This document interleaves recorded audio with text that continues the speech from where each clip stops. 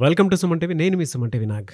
మీ పిల్లల్లో ఏదైనా సరే అంటే పిల్లలు మాట వినట్లేదు, లేదంటే దురుసుగా ప్రవర్తిస్తున్నారు, అల్లరి చేస్తున్నారు, దొంగతనం చేస్తున్నారు, లేదంటే దేనికైనా అంటే ఎలాంటి సబ్స్టెన్స్ డ్రగ్స్కి ఏదైనా అలవాటైపోయి ఉన్నారు అనుకున్నటువంటి ఆలోచన మీకు కనుక వచ్చింది అని అంటే మీ పిల్లల్లో రాయటం కానీ లేదంటే నేర్చుకోవటం కానీ ఫోకస్ తగ్గటం కానీ కనుక మీకు అనిపిస్తే సుబ్బారావు గారి అపాయింట్మెంట్ మీరు తీసుకోవాలి అనుకుంటే స్క్రీన్ మీద మీ కాంటాక్ట్ నెంబర్ కనిపిస్తుంది. సో దానికి మీరు కాలర్ మెసేజ్ వాట్సాప్ చేసి సుబ్బారావు గారి అపాయింట్మెంట్ తీసుకోవచ్చు. అయితే నేను సుబ్బారావు గారు రెగ్యులర్గా టీన్ మైండ్స్ అనేటువంటి సిరీస్ చేస్తూ ఉన్నాము. సో అందులో భాగంగానే ఈరోజు సో పిల్లలకి ప్రత్యేకించి మనం ఏం ఇస్తామో అదే మనకు తిరిగి వస్తుంది అనేటువంటి విషయాన్ని ఎలా నేర్పించాలి అనేది సుబ్బారావు గారి మాటలో అడిగి తెలుసుకుందాం. నమస్కారం సుబ్బారావు గారు. నమస్తే నాగరాజు గారు. సరే, పిల్లల్లో అండి మనం ఏమిస్తే అదే తిరిగి వస్తుంది అనేటువంటి విషయాన్ని ఎలా నేర్పించాలి? మనం సహజంగా నాగరాజు గారు ప్రేమ, గ్రాటిట్యూడ్ ఎంత పంచితే అంత మనకు తిరిగి వస్తుందని జనరల్గా చెప్తాం. దీన్ని ఒక ఆసక్తికరమైనటువంటి కథలో చెప్తానండి.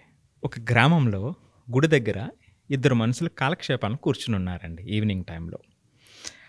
ఆ సాయంత్రం టైంలో మబ్బులు కూడా పట్టున్నాయి. వాళ్ళు ఏదో పిచ్చాపాటి మాట్లాడుకుంటూ ఉన్నారు. వాళ్ళిద్దరి మధ్యలో ఒక మూడో వ్యక్తి వచ్చాడు. వచ్చి నేను కూడా ఇక్కడ కూర్చోవచ్చా అని అడిగాడు. అడిగితే వీళ్ళు ఇదేమన్నా మా సొంతమా, వచ్చి కూర్చోండి అని అతనికి ప్లేస్ ఇచ్చారు. అతను కూడా మధ్యలో కూర్చున్నాడు. అలా మాట్లాడుకుంటూ ఉండగా వర్షం బయలుదేరింది. సో వర్షం వచ్చి వీళ్ళు కదలలేనటువంటి పరిస్థితికి అయిపోయింది. కదలలేనటువంటి పరిస్థితుల్లో ఉండగా కొంత సమయం అయిన తర్వాత మూడో వ్యక్తి నాకు ఆకలేస్తుంది అని అడుగుతాడు. అప్పుడు వీళ్ళిద్దరూ కూడా అవును కూడా మాకు కూడా ఆకలేస్తుంది, మరి ఇప్పుడేమో బయటకు వెళ్ళలేనటువంటి పరిస్థితి, ఏం చేయాలనుకునేటప్పుడు వాళ్ళిద్దరి దగ్గర కూడా కొన్ని రొట్టెలు ఉన్నాయి. ఒక అతని దగ్గర 5, మరొక అతని దగ్గర 3 రొట్టెలు ఉన్నాయి. సో నా దగ్గర 5, అతని దగ్గర 3 ఉన్నాయి, దీన్ని ముగ్గురు మనం పంచుకుని తిందాము అని అనుకుంటారు. మరి 8ని ముగ్గురికి ఎలా పంచాలి సమానంగా? సమస్య వచ్చింది. అప్పుడు మూడో వ్యక్తి ఒక ఉపాయం చెప్తాడు. ఇలా కాదు, ప్రతి రొట్టెని 3 ముక్కలు చేద్దాం. సో 8 రొట్టెలు ఉన్నాయి, 8 3 24, 24 అవుతాయి. సో ఒక్కొక్కరికి 8 రొట్టెలు వస్తాయని ఆయన సలహా ఇస్తాడు. ఇదేదో బాగుంది అని ఆ పని చేస్తారండి. అలా ముక్కలు చేసి ఒక్కొక్కరు 8 ముక్కలు తీసుకుంటారు. అయిపోయింది. ఇక చీకటి పడిపోయింది, ఇక వెళ్ళలేనటువంటి పరిస్థితి కాబట్టి అక్కడే గుడిలో పడుకుంటారండి. పడుకుని ఉదయాన్నే లెగిసినప్పుడు మూడో వ్యక్తి వీళ్ళిద్దరికీ ఎంతో కృతజ్ఞతతో, మీరు నాకు రాత్రి భోజనం పెట్టారు, సో కాబట్టి మీకెంతో థ్యాంక్స్ చెబుతూ నా దగ్గర ఒక 8 బంగారు నాణ్యాలు ఉన్నాయి, మీరు పంచుకోండి అని ఆ 8 నాణ్యాలు వీళ్ళిద్దరికీ ఇచ్చి వెళ్ళిపోయాడండి. వెళ్ళిపోతే అప్పుడు ఈ రెండో వ్యక్తి 3 రొట్టెలు ఇచ్చినటువంటి వ్యక్తి నా 4 నాకు ఇచ్చే, నేను వెళ్ళిపోతాను అన్నాడు. అతనేమన్నాడు, నీకు 4 రావు, నువ్వు 3 ఉన్నాయి నీ దగ్గర రొట్టెలు, నా దగ్గర 5 ఉన్నాయి, నాకు 5 వస్తాయి, నీకు 3 వస్తాయి అన్నాడు.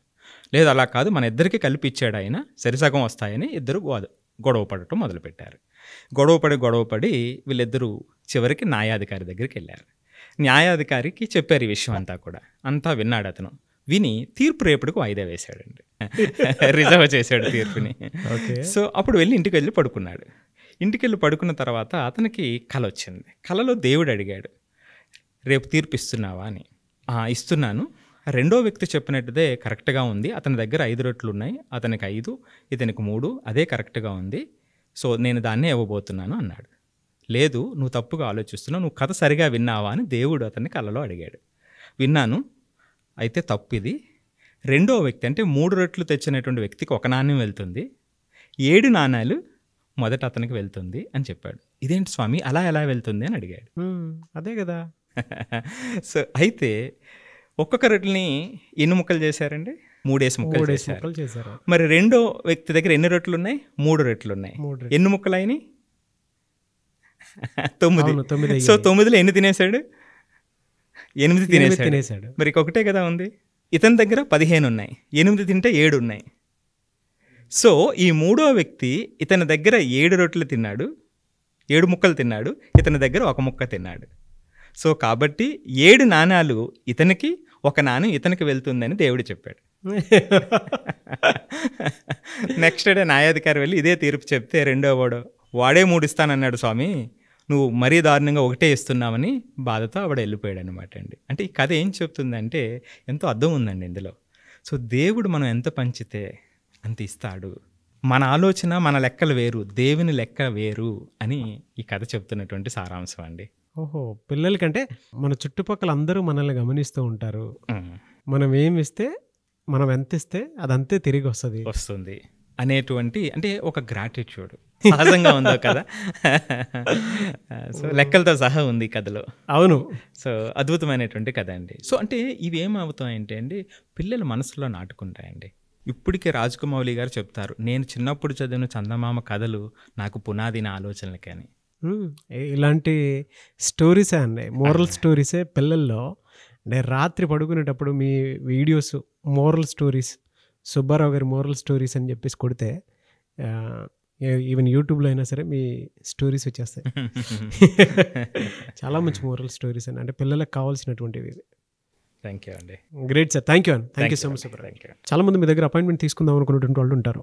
అంటే బిహేవియర్ ప్రాబ్లం వలన, లేదంటే పిల్లలు సరిగా ఫోకస్ చేయకపోవడం వలన, లేదంటే అతిగా కోప్పడుతూ ఉంటారు. అటువంటివి చాలా చూస్తూ ఉంటాం మనం. అవునండి. మీ దగ్గర అపాయింట్మెంట్ తీసుకోవాలంటే ప్రాసెస్ ఏంటి? సో తప్పకుండా అండి స్క్రీన్ మీద వస్తున్నటువంటి నెంబర్కి కాల్ చేస్తే పిల్లలకు ప్రత్యేకించి ఉన్నటువంటి ప్రాబ్లమ్స్ 1-to-1 కానివ్వండి, అలాగే జేఈ నీట్ జర్నీలో వచ్చేటువంటి కష్టాలకు సంబంధించి గ్రూప్ సెషన్స్ కానీ జరుగుతూ ఉన్నాయి.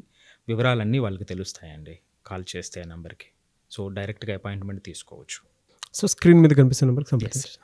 మీరు కనుక సుబ్బారావు గారి అపాయింట్మెంట్ కావాలి అనుకున్నటువంటి వాళ్ళు స్క్రీన్ మీద మీ కాంటాక్ట్ నెంబర్ కనిపిస్తుంది. మీ పిల్లల్లో తెలియనటువంటి అబ్నార్మల్ బిహేవియర్ కనుక కనిపిస్తే, కోపంతో ప్రవర్తిస్తున్నారా, లేదంటే మాట దురుసు ఎక్కువగా ఉందా, లేదంటే బూతులు మాట్లాడుతున్నారా, దొంగతనం చేస్తున్నారా, అండ్ సరిగా చదవలేకపోతున్నారా, ఫోకస్డ్గా లేరా, రాయటం రావట్లేదా అనుకునేటువంటి వాళ్ళు మీరు కనుక సుబ్బారావు గారిని అప్రోచ్ అవ్వాలి అనుకుంటే స్క్రీన్ మీద మీ కాంటాక్ట్ నెంబర్ కనిపిస్తుంది. దాన్ని మీరు కాల్ ఆర్ మెసేజ్ వాట్సాప్ చేసి వెంటనే అపాయింట్మెంట్ బుక్ చేసుకోండి. అండ్ ఈ వీడియో లైక్ చేయండి, షేర్ మాత్రం తప్పకుండా చేయండి. ఇలాంటి మరిన్ని వీడియోస్ కోసం మా ఛానల్ ఫాలో అవ్వండి. Thank you.